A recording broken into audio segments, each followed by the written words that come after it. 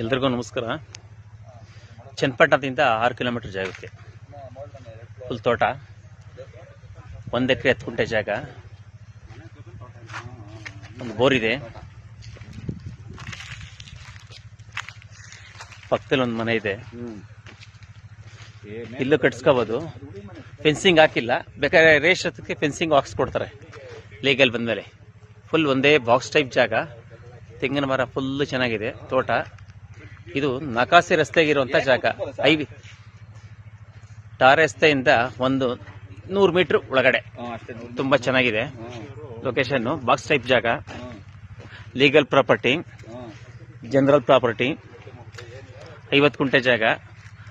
Price ಬಂದು 3,20,000 ಹೇಳ್ತಾರೆ ಕುಂಟೆಗೆ. ಏನೋ ಒಂದು 5,000 10,000 ಕಡಿಮೆ ಆಗ್ಬೋದು ಸರ್. ನೋಡಿ, ಇದು ರಸ್ತೆ 100 ಮೀಟರ್ ಟಾರ್ ರಸ್ತೆಯಿಂದ ಒಳಗಡೆ. ಎಕ್ಸ್ಪ್ರೆಸ್ ಹೈವೇಯಿಂದ 6 ಕಿಲೋಮೀಟರ್.